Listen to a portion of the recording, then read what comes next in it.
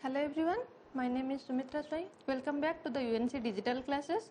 We are studying financial management and the chapter is your capital structure. In the last class we have studied about how to calculate the earning per share, and in today's class we are going to study about the break even point. So what is a break even point? Break even point is actually a point where your EBIT should be at a level where your expenses could be matched. For example, let's say that you are a vegetable seller. Okay, so for growing up your vegetables and come to the market, you are generating a expenses of, for say, 500 rupees per average. Okay, per day your average expenses is 500 rupees. So what you are expecting? You are expecting that particular day the vegetable will be sold up to the rupees of 500. At least the minimum revenue should be generated for 500 rupees, because all your expenses could be matched or meet. Yes or no? Likewise, in a company's perspective, if the expenses is like this, so this is your expenses. Okay, these expenses is your fixed expenses and variable expenses. This is the combination. But let's say that your revenue is here, it is your revenue point, so you can say that this is a loss position. Yes or no? If here is the revenue means your selling or your income you are generating from. Okay, so if this is your revenue point, this point, so you can say this much is your profit. But when you are starting a business or company, all you will focus this particular point where the expenses and revenue will be matched. This particular point will be known as your break even point. So what we are going to study in this chapter is, we have studied that first this is our EBIT, we are going to less our interest, then we are going to give tax, then your preference dividend, and then your EPS. Okay, so whatever may be the EBIT, but you have to pay the interest for sure, and if this is in a loss position, then tax will be ignored. But if this is a loss, but you still have to pay interest, and as per that, if this is a profit, preference dividend will also be given, and then you have to pay EPS. But EPS is not very compulsory. If there is anything remained, then EPS will be given. So we have to calculate what should be our EBIT. When we are going to start a financial year, we have to keep on figure that we are saying that in this year we have to raise our revenue that 500 crores suppose. In this year we have to target or we have to match this target 500 crore. So how to calculate this 500 crore? Taking these things, these are our expenses, and now we can say that what should be our EBIT. So as per this, there are different type of formulas, so we have only to calculate those things. Let's say if your capital structure is raised by your debt, EPS and debt means equity share and debt. So this is your interest 500 rupees, so you have to get a revenue of 500 rupees. If you can't generate a 500 revenue, then how can you pay this 500 rupees? Yes or no? So you can say, your first thing you have to remember that if the capital structure consists of debt, then your break even point, you can write break even point as BEP. Your break even point is equal to the exact amount of the interest you have to pay for the debt holders.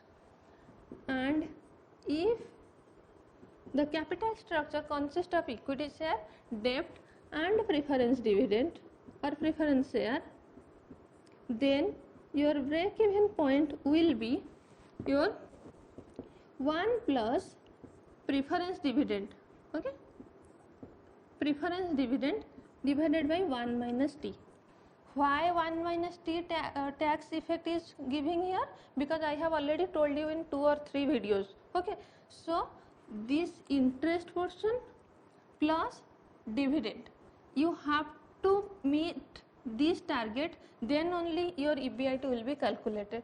So this is if the capital structure is raised by your equity share and debt, and this is your break even point if the capital structure consists of equity share, debt and preference share.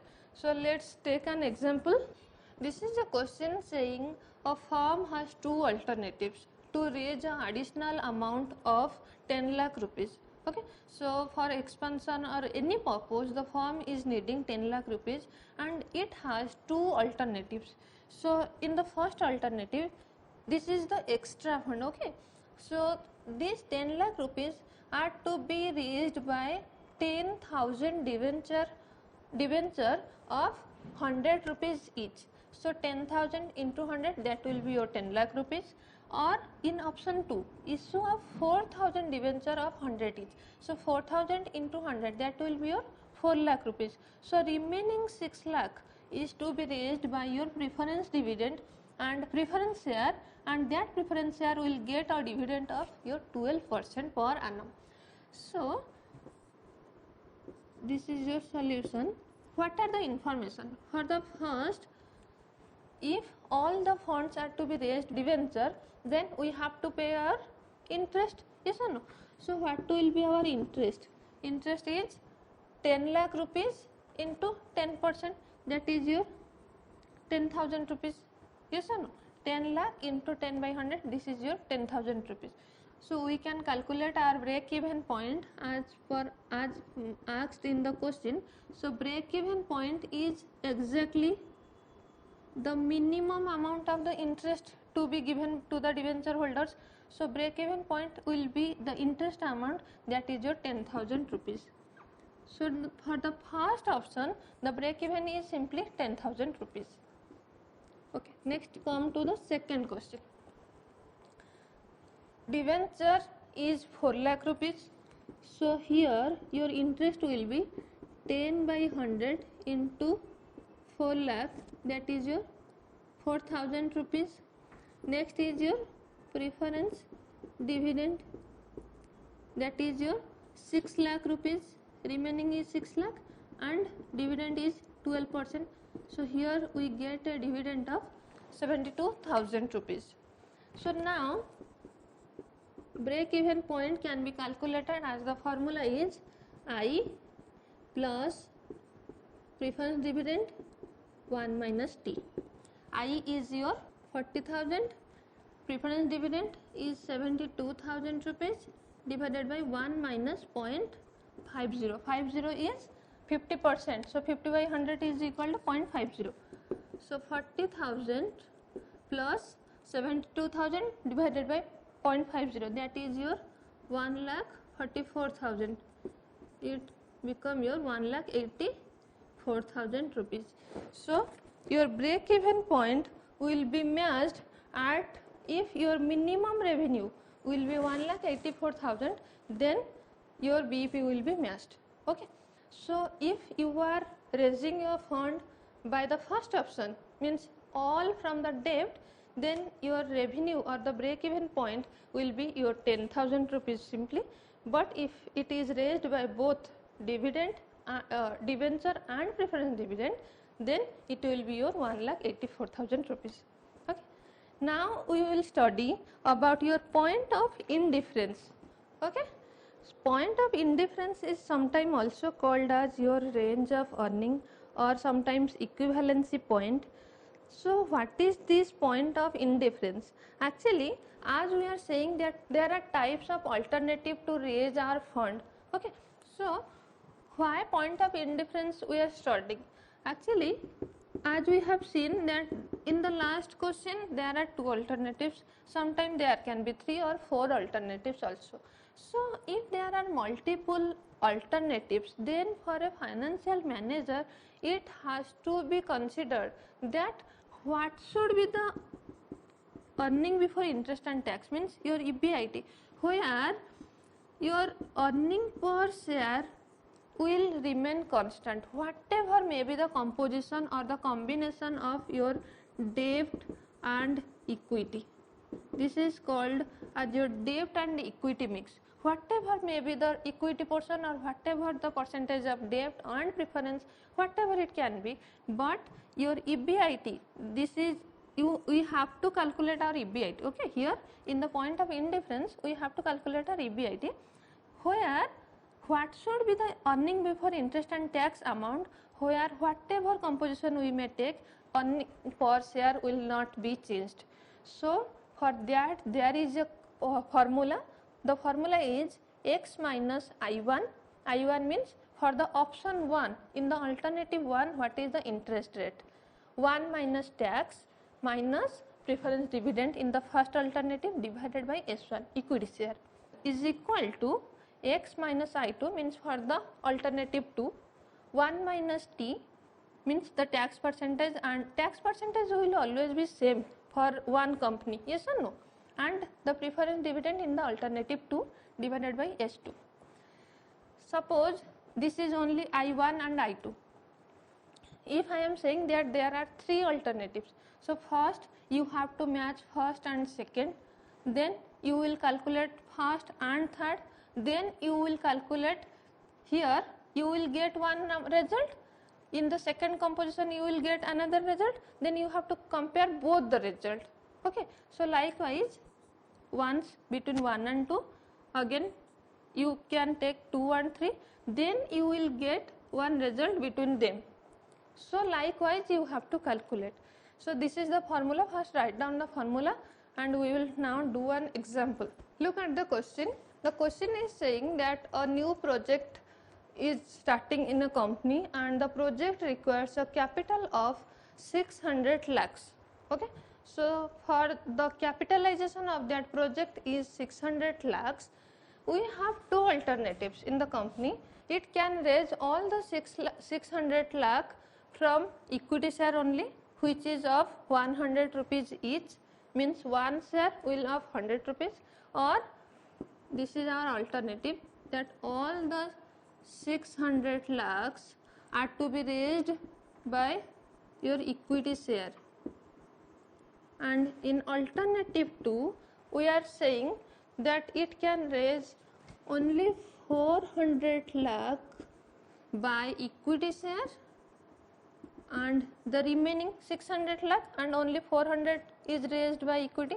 So remaining 200 lakhs by your issue of 15% loan, means debt at the rate of 15%, where the interest is your 15%. So for the first, if it is only by equity share, you can find only the S1. PD is your 0, interest is also your 0, T will be 50%. In the option 2, it is both equity and debt, so preference dividend will be 0. I2 will be calculated from this information and S2 will be from equity share, yes or no. So let's take all the working note information.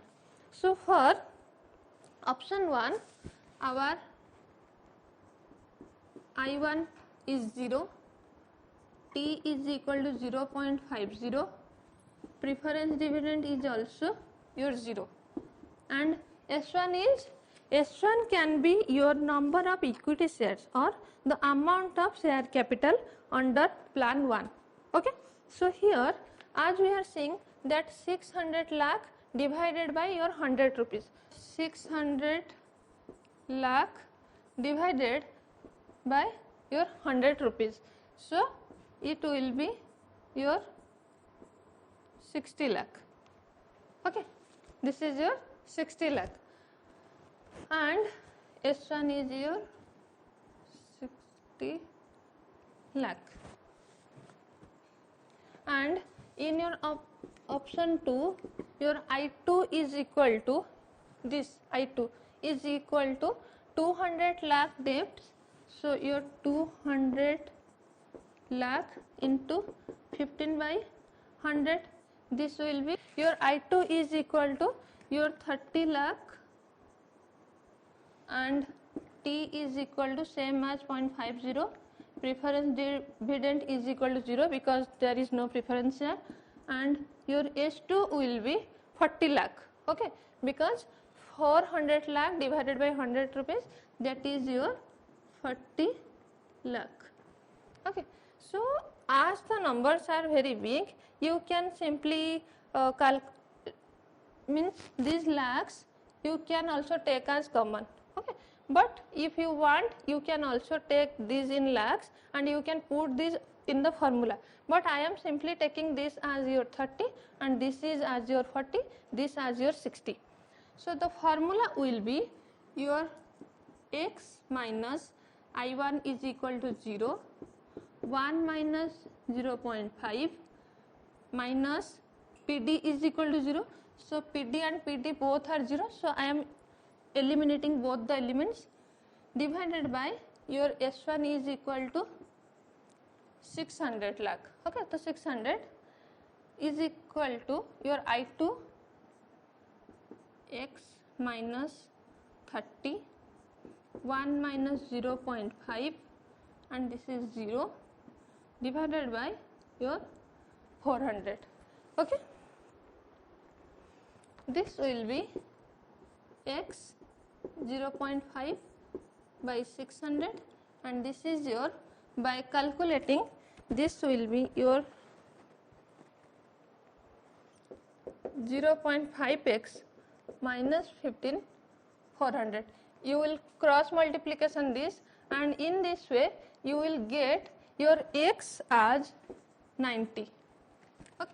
So whatever composition you may take for alternative 1, 2 or if there will be 3, 4 options, then you have to calculate like this way and you will have to reach at a point where this x is constant. You are seeing that this is x variable, this is also x variable. So we have to calculate this x position.